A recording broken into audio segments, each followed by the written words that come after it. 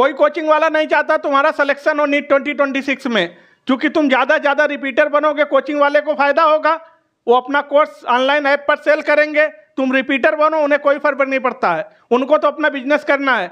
Selection तुमको लेना है बेटा, तो तुम्हें जागरूक होना पड़ेगा, क्योंकि देखा जाए तो नीट 2026 में अब महज 150 दिन बचे हुए हैं, 5 महीने। इस 5 महीनों को आप शादी विवाह चल रहा है मौसम, इसमें यूटिलाइज कर लो, तुम्हारा टाइम खत्म हो जाए। 20 सालों से पीसी सर पढ़ा रहे हैं और 20 सालों में पढ़ाते हुए मैंने ये तजुर्बा लिया है, देखा है कि मैं नहीं कर रहा हूँ कि इस समय तुम तैयारी करोगे टॉप 10 रैंक में आ जाओगे, टॉप 100 रैंक में आ जाओगे, टॉप 50 रैंक में आ जाओगे, लेकिन अभी भी अगर तुम तैयारी स्टार्ट करते हो तो तुम मेडिकल कॉलेज में अपनी जीएमसी की सीट बुक कर ले जाओगे, ये बात पक्का है।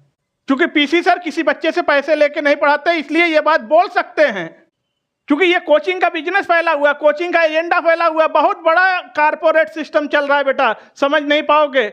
इसलिए अपने कैरियर को बनाने के चक्कर में पड़ो, कोचिंग का फंडा बहुत बड़ा होता है। कोचिंग वाले को खाली बिजनेस चाहिए, तुम्हारा सिलेक्शन हो ना हो कोई फर्क नहीं पड़ता उन्हें। और पीसी सर इसलिए दावे के साथ बोलते हैं क्योंकि पीसी सर बच्चे से पैसे नहीं लेते। आप लोग वीडियो को लाइक कर देना, चैनल को सब्सक्राइब कर दो, बेल आइकन प्रेस करो, क्योंकि इंडिया का top most content, lecture, study material, mentorship सब कुछ फ्री आपका दे रहे हैं नीट जेईई की तैयारी करने वाले बच्चों को। देखो अब टाइम कम बचा है, तो टाइम को देखते हुए अपने टाइम शेड्यूल को बनाओ, टाइम को देखते हुए अपने पढ़ने का तरीके को बदलो, क्योंकि अगर नहीं चेंज करोगे तो सिस्टम तुम्हें खत्म कर देगा। समय तुम्हारे हिसाब से नहीं चलेगा, तुम्हें समय के हिसाब से चलना पड़ेगा। अब तुम्हारे अंदर फ्रस्ट्रेशन आ गया, सर अब तो 5 महीने बचे हुए, अब तो मेरा होगा नहीं, इससे अच्छा का पढ़ना ही नहीं है। ऐसा नहीं है, तुम पढ़ाई करो, अभी से पढ़ना स्टार्ट करो, तुम्हें सिलेक्शन मिल जाएगा। तुम्हारी अच्छी रैंक नहीं आएगी तो क्या हुआ, तुम्हें एमबीबीएस की सीट तो मिल जाएगी। तुम किसी एक कोचिंग वाले का नाम बताओ इंडिया में जो कि बिजनेस न कर रहा हो। लोग करोड़ों भी बिजनेस कर रहे हैं, बड़ी बड़ी करोड़ों की गाड़ियों में घूम रहे हैं, तुम्हें क्या मिल गया? तुम्हारा तो सिलेक्शन नहीं हुआ, तुम आउट ऑफ फाइट हो गए। इसलिए पढ़ने के ट्रैक पर आ जाओ। मैंने पहले ही कहा कि सबसे पहले मंथली टारगेट सेट करो, फिर मंथली टारगेट को वीकली टारगेट में लाओ और वीकली टारगेट को डेली टारगेट में कन्वर्ट करो। दिसंबर आने वाला है, तुम्हारा एक शेड्यूल सेट हो जाना चाहिए। दिसंबर में फिजिक्स में, केमिस्ट्री में, बायोलॉजी में हमें नीट 2026 के लिए क्या क्या कवर कर लेना है। अगर तुम्हारा मंथली टारगेट नहीं रहेगा तो तुम उसको वीकली टारगेट में कन्वर्ट नहीं कर पाओगे, फिर तुम एक दिन उसको डेली टारगेट में नहीं ला पाओगे।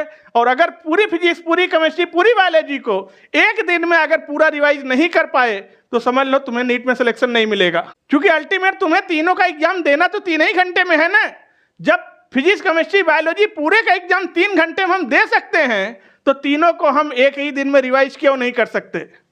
कर सकते हैं, लेकिन उतनी प्रैक्टिस होनी चाहिए। साल भर अगर उतनी प्रैक्टिस डेली करते चलोगे तब तुम एक दिन ये काम कर ले जाओगे, वरना नहीं कर पाओगे। फुल एनसीईआरटी को फोकस करके चलना है। एनसीईआरटी की लाइन बाय लाइन स्टडी करो, डायग्राम, पैराग्राफ, जितने चार्ट दिए गए हैं, सारे डेट्स, सब कुछ एनसीईआरटी पर ही फोकस करो, कहीं फोकस मत करो। नीट 2025 का पेपर आपने देखा था, पेपर कितना हार्ड हो गया। फिजिक्स का पेपर बहुत टफ आ गया, बायोलॉजी का पेपर सही आया लेकिन टाइम टेकन हो गया, लेंथी पेपर हो गया।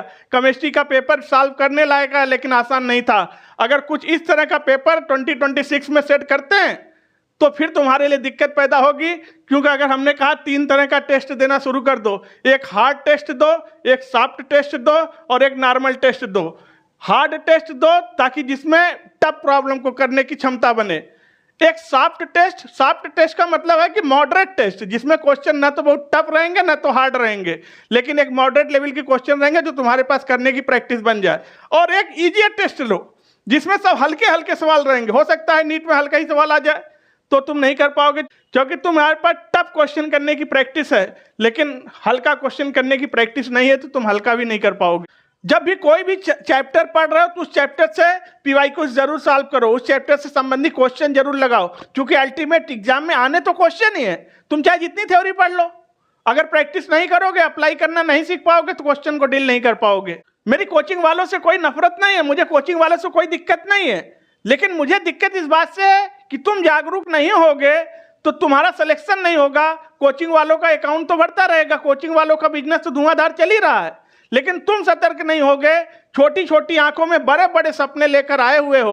अगर अलर्ट नहीं होगे तो तुम धोखा खा जाओगे, और सपने टूटते हैं तो कितना दर्द होता है इसका यकीन तुम्हें कुछ दिन के बाद पता चलेगा। क्योंकि नीट ऐसा एग्जाम है जहां पर गला काट कंपटीशन है। और याद रखना कि कीमत चुकाए बिना भी कोई राजा नहीं होता, सफलता का कहीं भी गुप्त दरवाजा नहीं होता। इसी खातिर दरिया में डूबना है मंजूर, क्योंकि बिना डूबे भी गहराई का अंदाजा नहीं होता। छोटा छोटा प्रयास करते जाओगे, ये छोटे छोटे प्रयास बड़े बड़े क्वेश्चन को सॉल्व कर ले जाएंगे और तुम्हारा प्रयास एक दिन सफल हो जाएगा और तुम्हें जीएमसी मिल जाएगा। क्योंकि जो बेकाबू हो उस पर भी वो काबू भेज देता है। वतन पे कोई खतरा हो तो टीपू भेज देता है। और अंधेरे से न घबराओ अंधेरी रात के मालिक, मुसाफिर हौसला रखे तो जुगनू भेज देता है। क्योंकि जो तुम्हारे पढ़ने का बेटा शेड्यूल है, टाइम टेबल है, वो टाइम पर चेंज होता रहेगा। ऐसा नहीं है कि जब पहले मंथ में शेड्यूल बनाया था उसी शेड्यूल से तुम 12 महीना लगातार चलोगे। टाइम को देख के शेड्यूल चेंज होता है। आपने क्रिकेट में देखा होगा, 50 ओवर का है, 25 ओवर बचा, 10 ओवर बचा, लास्ट का स्लॉक ओवर स्टार्ट हो गया, तो लास्ट का 10 ओवर की रणनीति अलग हो जाती है, किसको कहां पर लगाना है, किस फील्डर को। उसी तरह से तुम्हारा टाइम टेबल होता है। टाइम को देख के कितना दिन हमारा एग्जाम का बचा हुआ है उसको देख के टाइम टेबल फिर से जनरेट किया जाता है कि इस बचे हुए टाइम में हम कितना अच्छा परफॉर्म कर पाएंगे। क्योंकि हमने देखा है, कई सालों का एक्सपीरियंस मेरे साथ रहा है कि कई बच्चे ऐसे आए हुए हैं जो शुरू में 5-6 महीने गवा दिए, अच्छी तैयारी नहीं हुई, कोचिंग में फंस गए, पैसा फंस गया, जो भी हुआ, ऑनलाइन ले लिए, परचेज कर लिए, पढ़े, उस टीचर से नहीं समझ में आया, लेकिन बाद में वो हमारे टच में आए और तैयारी फिर 4-5 महीने के लास्ट में स्टार्ट किए और वो जीएमसी पा गए, मेडिकल कॉलेज पा गए, एमबीबीएस आज जो कर रहे हैं, कुछ कर चुके हैं। तो इसलिए अगर ये 5 महीना बचा हुआ है तो इस 5 महीने में तुम गेम चेंज कर सकते हो, गेम चेंजर बन सकते हो। निराश मत हो, क्योंकि जो स्थिति तुम्हारी है वही हर तैयारी करने वाले की स्थिति है। जिसने सही टाइम को कंज्यूम किया है उसका सिलेक्शन पक्का हो जाएगा। बस तुमसे इतना कहूंगा, ये गोल्डन टाइम है, ये टाइम दोबारा नहीं आने वाला है। जितनी एनर्जी तुम्हारे बॉडी में, सब एनर्जी झोंक दो, पूरी एनर्जी के साथ लग जाओ, क्योंकि तुम्हारे पास इतनी एनर्जी है कि तुम न्यूक्लियस हो एनर्जी के। जितनी एनर्जी चाहो तुम पैदा कर सकते हो और पढ़ाई में लगा सकते हो, क्योंकि करना अल्टीमेट तुम्हें ही पड़ेगा। हम लोग केवल अब तुमको गाइड कर सकते हैं, सिलेबस पूरा करा दिया, तुम्हें ही करना पड़ेगा। क्योंकि उजाला आपसे निकलेगा, न किसी रहबर न रह बसर से निकलेगा। तुम्हारे पांव का कांटा तुम्ही से निकलेगा।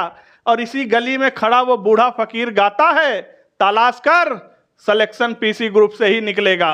तो आप लोग वीडियो को लाइक कर दो, चैनल को सब्सक्राइब कर लो। फिर मिलते हैं नेक्स्ट वीडियो में, तब तक के लिए थैंक यू, टेक केयर। ऐसे नहीं होगा नीट 2026 में सिलेक्शन, क्योंकि कोई कोचिंग वाला नहीं चाहता कि तुम्हारा सिलेक्शन हो। हर कोचिंग वाला अपना बिजनेस कर रहा है। तुम तो ज्यादा से ज्यादा रिपीटर बनोगे तो उनको फायदा होगा। इसलिए 20 सालों से पीसी सर पढ़ा रहे हैं, मैं इसलिए कह रहा हूँ 20 सालों से मैं नीट के लिए पढ़ा रहा हूँ।